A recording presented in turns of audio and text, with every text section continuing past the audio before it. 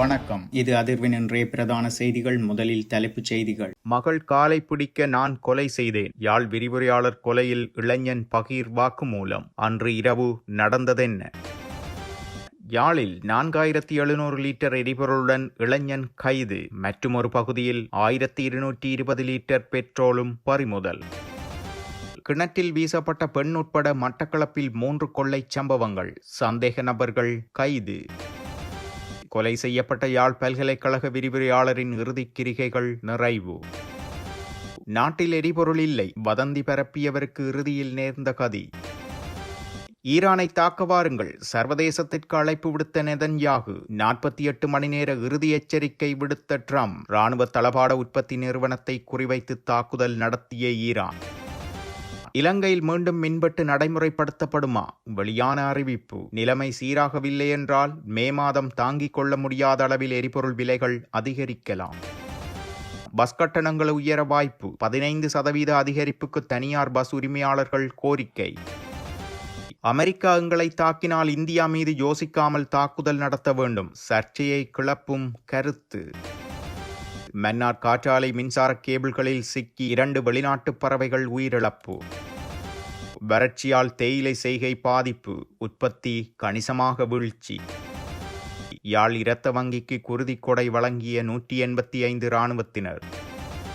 எனது மனைவி அவரது தாயாரின் கால்களை அழுத்தி பிடிக்க நான் கழுத்தை நெரித்து படுகொலை செய்தேன் என யாழ் பல்கலைக்கழக விரிவுரையாளரின் கொலை சம்பவத்துடன் தொடர்புடைய விரிவுரையாளரின் மருமகனான பிரதான சந்தேக நபர் போலீசாரிடம் வாக்குமூலம் அளித்துள்ளார். யாழ்ப்பாண பல்கலைக்கழக சித்த மருத்துவ பீட மூத்த விரிவுரையாளரான வைத்தியர் தயாளினி திலீபன் என்பவர் படுகொலை செய்யப்பட்ட நிலையில் நேற்று முன்தினம் சனிக்கிழமை தனங்களப்பு பகுதியில் உள்ள பற்றை காடொன்றிலிருந்து சடலமாக மீட்கப்பட்டிருந்தார். குறித்த சம்பவம் தொடர்பில் போலீசார் மேற்கொண்ட விசாரணைகளில் தெரிய வருகையில் கொலையின் பிரதான சந்தேக நபரான அரியாலை பகுதியை சேர்ந்த திவாகர் எனும் இளைஞன் விரிவுரையாளரின் மகளான சுவித்ரா என்பவரை காதலித்து வந்த நிலையில் கடந்த வருடம் சுவித்ராவுக்கு 18 வயது திருமண வயதை எட்டியதும் இருவரும் வீட்டை விட்டு வெளியேறி பதிவு திருமணம் செய்துள்ளனர். பதிவு திருமணம் செய்து சுமார் 3 மாத காலம் வாழ்ந்த நிலையில் சுவித்ரா கணவருடன் வாழ முடியாது கொடுமைகளுக்கு தான் உள்ளாவதாக கூறி தாய் வீட்டிற்கு திரும்பியுள்ளார். அதனை அடுத்து ஓரிரு மாதங்களில் தனக்கு விவாகரத்து கோரி யாழ் மாவட்ட நீதிமன்றில் தாயாரின் அறிவுறுத்தலில் பிரபல மூத்த சட்டத்திரணி ஊடாக வழக்கு தொடர்ந்துள்ளார். குறித்த வழக்கு விசாரணைகள் நீதிமன்றில் நடைபெற்று வந்த வேளை பெண்ணின் கணவன் நீதிமன்ற வழக்கு விசாரணைகளுக்கு சமூகமளிக்காது இருந்துள்ளார். 2 தவணைகளுக்கு மேல் சமூகமளிக்காத நிலையில் வழக்கினை ஒருமுக விளக்கத்திற்கு எடுக்குமாறு சட்டத்திரணி மன்றில் விண்ணப்பம் செய்த நிலையில் வழக்கு அடுத்த தவணைக்கு திகதியிடப்பட்டது. வழக்கு தவணைக்கு தான் செல்லாதது வழக்கு ஒருமுக விளக்கத்திற்கு சென்று தமக்கு விவாகரத்து கிடைத்துவிடும் என அறிந்த கணவனான திவாகர் கடந்த 17ஆம் திகதி பாண்டியன் தாழ்வு பகுதியில் உள்ள தனது மனைவியின் வீட்டிற்கு நள்ளிரவு வேளை மோட்டார் சைக்கிளில் சென்று மோட்டார் சைக்கிளை வீட்டின் வெளியே நிறுத்திய பின்னர் வீட்டின் ஓட்டை கலட்டி கயிறு மூலம் மனைவியின் அறைக்குள் இறங்கியுள்ளார். அங்கு உறங்கிக் கொண்டிருந்த மனைவியை எழுப்பி தனது செயற்பாடுகளுக்கு மன்னிப்பு கோரி சமாதானமாகி மீண்டும் இருவரும் சேர்ந்து வாழ்வோம் என கோரியுள்ளார். அதற்கு மனைவி தாம் இருவரும் சேர்ந்து வாழ அம்மா அனுமதிக்க மாட்டார் என கூறியதை அடுத்து அவர் உயிருடன் இருந்தால் தானே அனுமதிக்க மாட்டார் என கூறி தாயாரின் அறைக்குள் சென்றிருந்தனர். அங்கு தூக்கத்தில் இருந்த தாயின் கால்களை மகள் அழுத்தி பிடிக்க மகளின் கணவன் கழுத்தை நெரித்து படுகொலை செய்துள்ளார். உயிரிழந்த தாயின் சடலத்தை படுக்கை விரிப்பினால் சுட்டிக்கட்டி தாயின் காரின் பின்பகுதியில் சடலத்தை மறைத்து வைத்த பின்னர் கணவன் மனைவியான இருவரும் வீட்டை விட்டு வெளியேறி கணவனின் மோட்டார் சைக்கிளில் கணவனின் வீட்டிற்கு சென்று அங்கு மோட்டார் சைக்கிளை நிறுத்திவிட்டு வாடகை வாகனம் ஒன்றினை வாடகைக்கு அமர்த்தி மீண்டும் தனது வீட்டிற்கு கணவனுடன் வந்துள்ளார். பின்னர் விரிவுரையாளரான தனது தாயின் வங்கி அட்டையையும் நகைகள் சிலவற்றையும் எடுத்துக்கொண்டு தாயின் காரில் தாயின் சடலத்துடன் பயணித்து தனங்களப்பு பகுதியில் உள்ள பற்றை காட்டில் சடலத்தை வீசிவிட்டு காரில் தொடர்ந்து பயணித்துள்ளனர். இந்நிலையிலேயே பெரந்தன் பகுதியில் தாயின் வங்கி அட்டையை பயன்படுத்தி பணத்தினை பெற்றுக் கொண்டுள்ளமை தெரிய வந்துள்ளது. பின்னர் திருகோணமலை பகுதியில் உள்ள எரிபொருள் நிரப்பு நிலையம் ஒன்றில் காருக்கு QR பயன்படுத்தி எரிபொருளும் நிரப்பியிருந்தனர். அதனைத் தொடர்ந்து தாயின் ஒரு ஜோடி காப்பை அடமானம் வைத்து பணம் பெற்றுள்ளனர். அந்த பணத்தில் திருகோணமலையில் வாடகைக்கு வீடொன்றினை பெற்று வாழ்ந்துள்ளனர். அதேவேளை கடந்த 17ஆம் திகதி நள்ளிரவு முதல் தனது தாயையும் சகோதரியையும் காணவில்லை என விரிவுரையாளரின் மகன் யாழ்ப்பாண போலீஸ் நிலையத்தில் முறைப்பாடு செய்ததுடன் சகோதரியின் கணவன் மீது சந்தேகம் நிலவுவதாக குறிப்பிட்டிருந்துள்ளார். அதே சமயம் பல்கலைக்கழக ஆசிரியர் சங்கம், பல்கலைக்கழக துணைவேந்தர் ஆகியோர் வடமாகாண மூத்த போலீஸ் போலீஸ் அதிகாரிகளுக்கு கோரிக்கைகளை முன்வைத்திருந்தனர். இதன் பின்னர் விசாரணைகள் தீவிரப்படுத்தப்பட்டது. அதேவேளை தாயின் வங்கி அட்டையை பயன்படுத்தி பரந்தனில் பணம் பெற்றமை, தாயின் காருக்கு QR மூலம் திருகோணமலையில் எரிபொருள் நிரப்பியமை உள்ளிட்ட தகவல்களை மகன் போலீசாருக்கு வழங்கியிருந்தார். அவற்றின் அடிப்படையில் திருகோணமலைக்கு சென்ற விசேட போலீஸ் குழு காருக்கு எரிபொருள் நிரப்பிய எரிபொருள் நிரப்பு நிலையத்தின் விசாரணைகளை முன்னெடுத்து கணவன் மனைவி இருவரும் திருகோணமலையில் வாடகைக்கு வீடு எடுத்து தங்கியிருந்ததனை அறிந்து அங்கு விரைந்து அவர்கள் இருவரையும் மீட்டு யாழ்ப்பாணம் அழைத்து வந்துள்ளனர். கடந்த வெள்ளிக்கிழமை இருவரையும் மீட்டு யாழ்ப்பாணம் அழைத்து வரும்போது இருவரிடமும் விரிவுரையாளர் தொடர்பில் விசாரணைகளை முன்னெடுத்த போதிலும் இருவரும் அது தொடர்பில் முன்னுக்கு பின் முரணான தகவல்களையே வழங்கி வந்துள்ளனர். யாழ் அழைத்து வந்து வெள்ளிக்கிழமை இரவு முழுவதும் போலீஸ் நிலையத்தில் தடுத்து வைத்து நேற்று முன்தினம் சனிக்கிழமையும் தொடர் விசாரணைகளை முன்னெடுத்த வேளையிலேயே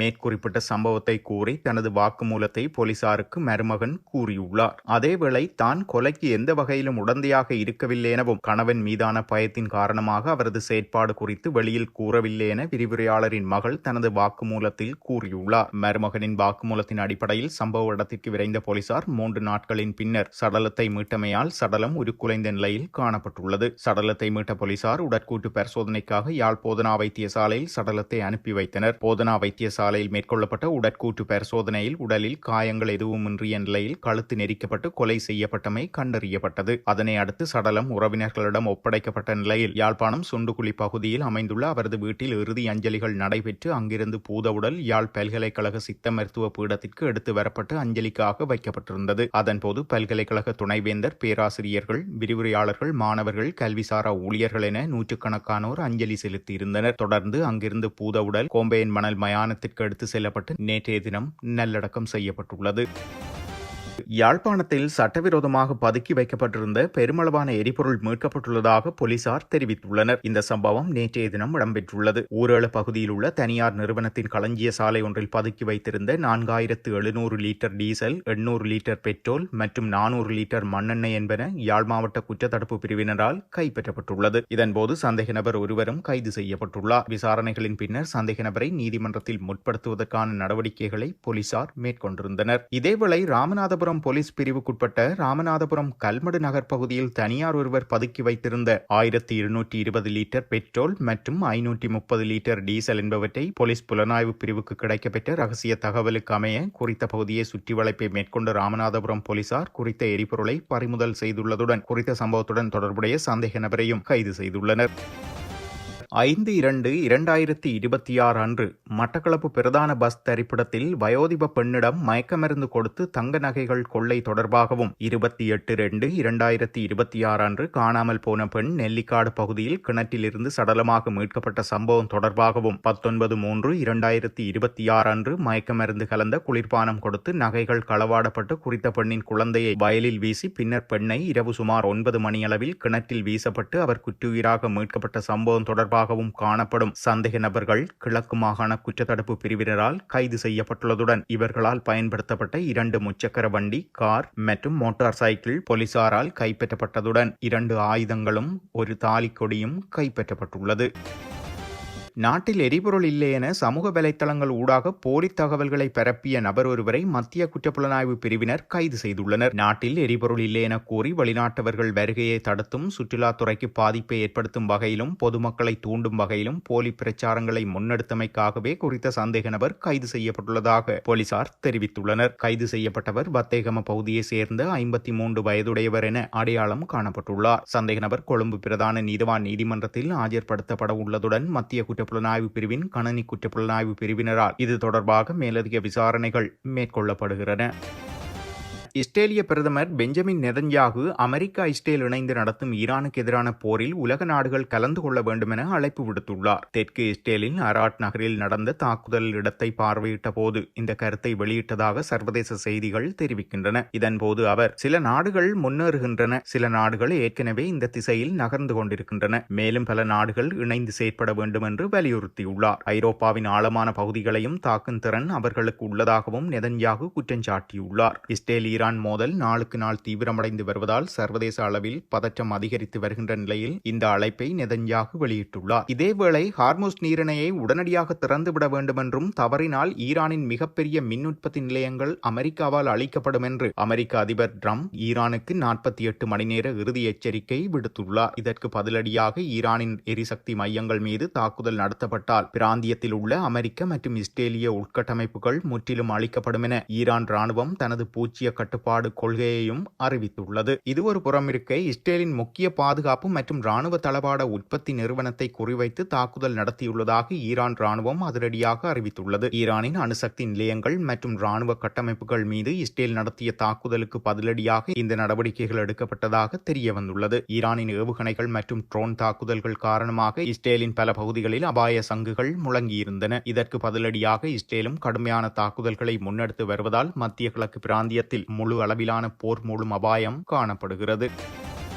எரிபொருள் விநியோகத்தில் எந்த இடையூறும் இல்லாததால் மின்வெட்டுக்களை மேற்கொள்ள வேண்டிய அவசியமில்லை என இலங்கை பெட்ரோலிய கூட்டுத்தாபனத்தின் தலைவர் DJ ராஜகருணா தெரிவித்துள்ளார். அவர் மேலும் கூறுகையில், எதிர்வரும் மார்ச் 24, 25 திகதிகளில் வரவிருந்த கச்சா எண்ணெய் கப்பல் வராததால் இம்மாதம் 25ஆம் திகதி வரை மட்டுமே சுத்திகரிப்பு நடவடிக்கைகளை முன்னெடுக்க முடியும். இதனால் மின்சார உற்பத்திக்கு தேவையான எரிபொருள், எண்ணெய் மற்றும் நெப்தா ஆகியவற்றிற்கு தட்டுப்பாடு ஏற்படும். இது பாரிய பிரச்சினையாகும். எதிர்வரும் ஏப்ரல் 12, 13ஆம் திகதிகளில் எரிபொருள் கப்பல் ஒன்று வரவுள்ளது. ஆனால் நெப்தா வராது. அதற்கு பதிலாக டீசலை பயன்படுத்த வேண்டிய நிலை ஏற்படும். இந்த நெருக்கடி காரணமாக இரவு நேரங்களில் டீசல் மூலமே மின்சாரம் உற்பத்தி செய்யப்படும். எனவே தேவையற்ற விளக்குகளை அணைத்து, வீதி விளக்குகளையும் அணைத்து இதற்கு ஒத்துழைப்பு வழங்குமாறு பொதுமக்களை கேட்டுக்கொள்கிறோம் எனவும் அவர் கூறியுள்ளார். இதேவேளை நிலைமை சீராகவில்லை என்றால் மே மாதம் தாங்கிக் கொள்ள முடியாத அளவில் எரிபொருள் விலைகள் அதிகரிக்கலாம் என அமைச்சர் நலிந்த ஜெயதிச குறிப்பிட்டுள்ளார். அடுத்தடுத்து 2 தடவைகள் எரிபொருள் விலைகள் அதிகரித்துள்ள நிலையில் மீண்டும் எரிபொருள் விலைகள் அதிகரிக்க கூடுமா என ஊடகவியலாளர்கள் கேள்விக்கு பதிலளித்த அமைச்சர் இவ்வாறு குறிப்பிட்டுள்ளார். யுத்தம் எப்போது நிறைவடையும் என எவராலும் யூகிக்க முடியாது. நிலைமை சீராகவில்லை என்றால் மே மாதம் தாங்கிக் கொள்ள முடியாத அளவில் எரிபொருள் விலை அதிகரிக்கலாம் என்றும்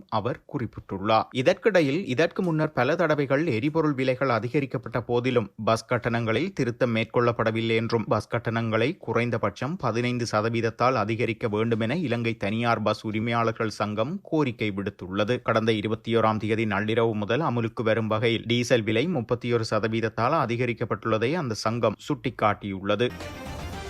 இந்தியாவுக்கான முன்னாள் பாகிஸ்தான் தூதரக உயர் ஆணையர் இந்தியா குறித்து சர்ச்சைக்குரிய வகையில் கருத்து வெளியிட்டுள்ளதாக தகவல்கள் வெளியாகியுள்ளன. அவர் கூறுகையில், ஒருவேளை அமெரிக்கா பாகிஸ்தானின் அணுசக்தி கிடங்குகளை தாக்கினால் பதிலடியாக கொஞ்சமும் யோசிக்காமல் பாகிஸ்தான் இந்தியாவின் புதுடெல்லி, மும்பை உள்ளிட்ட நகரங்கள் மீது தாக்குதல் நடத்த வேண்டும் என்று கலந்துரையாடல் நிகழ்வு ஒன்றில் பேசியுள்ளார். அமெரிக்கா தொலைவில் உள்ளதால் இந்தியாவை தாக்குவதே வெளிநாட்டு அத்துமீறலுக்கு எதிரான மூலோபாய நகர்வாக இருக்கும் என்று தெரிவித்துள்ளார். ஆனால் இதுபோன்ற சூழல் உருவாவது அரிது என்றும் அவர் குறிப்பிட்டுள்ளார். பசித் 2014 முதல் 17 வரை இந்தியாவுக்கான பாகிஸ்தான் தூதராக டெல்லியில் செயற்பட்டுள்ளார். ஈரான் போர், மத்திய கிழக்கு பதற்றத்தால் ஏற்பட்டுள்ள எரிபொருள் தட்டுப்பாட்டால் பாகிஸ்தான் கடுமையான நெருக்கடியை சந்தித்து வருகின்றமை குறிப்பிடத்தக்கது. மன்னார் மாவட்டத்திற்கு வெளிநாட்டிலிருந்து வருகை தந்த வெளிநாட்டு பறவை இனமான பிளமிங்கோ பறவைகள் 3 வங்காளை பறவைகள் சரணாலய பகுதி ஊடான அதிபலு கொண்ட காற்றாலை மின்சாரம் கொண்டு செல்லும் கேபிள்களில் சிக்கி விபத்துக்குள்ளாகியுள்ள நிலையில் மீட்கப்பட்டுள்ளது. விபத்துக்குள்ளாகிய பறவைகளில் 2 உயிரிழந்த நிலையிலும் 1 பலத்த காயமடைந்த நிலையிலும் மன்னார் மாவட்ட வனவிலங்கு பாதுகாப்பு திணைக்களத்தில் வைக்கப்பட்டுள்ளது. அத்தோடு காயமடைந்த பறவைக்கு மருத்துவ சிகிச்சை அளிக்க நடவடிக்கைகள் உரிய அதிகாரிகள் மேற்கொண்டு வருகின்றனர். வெளிநாட்டு பறவைகளான பிளமிங்கோ போன்றவற்றை நேரில் காண்பதற்கு உள்நாட்டு மற்றும் வெளிநாட்டு சுற்றுலா பயணிகள் பெருமளவில் மன்னார் மாவட்டத்திற்கு வருகை தருகின்றமை குறிப்பிடத்தக்கது. யாழ் போதனா வைத்தியசாலையில் இரத்த வங்கியில் நிலவிய இரத்தத்திற்கான தட்டுப்பாட்டை நிவர்த்தி செய்யும் முகமாக யாழ் மாவட்ட இராணுவத்தினரால் இரத்த தானம் செய்யப்பட்டுள்ளது. யாழ் மாவட்ட கட்டளை தளபதி மேஜர் ஜெனரல் டி சில்வாவின் தலைமையில் பலாலி இராணுவ வைத்தியசாலை வைத்தியர் லெகாம் கேயின் ஒழுங்கமைப்பில் இராணுவத்தினர் இரத்த தானம் செய்துள்ளனர். இரத்த தானமாக 191 இராணுவத்தினர் பதிவு செய்த நிலையில் 185 பேர் இரத்த தானத்தை வழங்கியுள்ளனர். இத்துடன் செய்திகள் நிறைவடைகின்றன. மறக்காமல் அதிர்வு சேனலை லைக் மற்றும் சப்ஸ்கிரைப் செய்து கொள்ளுங்கள்.